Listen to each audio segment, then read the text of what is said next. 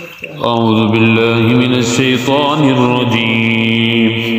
بسم الله الرحمن الرحيم. الرحمن علم القرآن خلق الإنسان علمه البيان. الشمس والقمر بحسبان والنجم والشجر يسجدان والسماء رفعها ووضع الميزان ألا تطغوا في الميزان وأقيموا الوزن بالقسط ولا تخسروا الميزان والأرض وضعها للأنام فيها فاكهة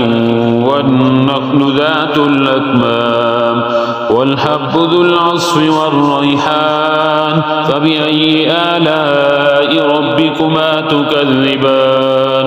خلق الإنسان من صلصال كالفخار وخلق الجان من مارج من نار فبأي آلاء ربكما تكذبان رب المشرقين ورب المغربين فبأي آلاء ربكما تكذبان مرج البحرين يلتقيان بينهما برزخ لا يبغيان فبأي آلاء ربكما تكذبان يخرج منهما اللؤلؤ والمرجان فبأي آلاء ربكما تكذبان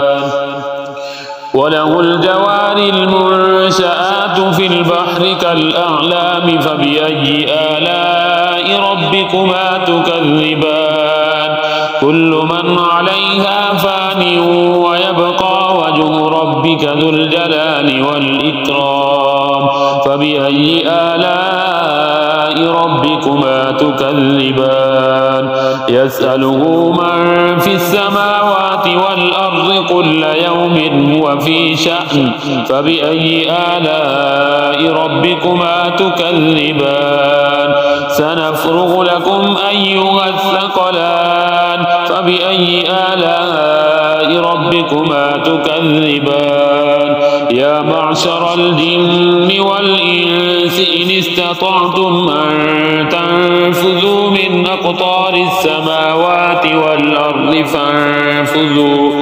لا تنفذون إلا بسلطان فبأي آلاء ربكما تكذبان يرسل عليكما شواظ من نار ونحاس فلا تنتصران فبأي آلاء ربكما تكذبان فإذا انشقت السماء فكانت وردة كالدهان فبأي آلاء ربكما تكذبان فيومئذ لا يسأل عن ذنبه إنس ولا جان فبأي آلاء ربكما تكذبان يعرف المجرمون بسيماهم فيؤخذ بالنواصي والأقدام فبأي آلاء ربكما تكذبان هذه جهنم التي يكذب بها المجرمون يطوفون بينها وبين حميم آن فبأي آلاء ربكما تكذبان ولمن خاف مقام ربه جنتان فبأي آلاء ربكما تكذبان ذواتا أفنان فبأي آلاء ربكما تكذبان فيهما عينان تجريان فبأي آلاء ربكما تكذبان فيهما من كل فاكهة زوجان فبأي آلاء ربكما تكذبان متكئين على فرش بطائنها من استبرق وجنى الجنتين دان فبأي آلاء ربكما تكذبان فيهن قاصرات الطرف لم يطمثهن إنس قبلهم ولا جان فبأي آلاء ربكما تكذبان كأنهن الياقوت والمرجان فبأي آلاء ربكما تكذبان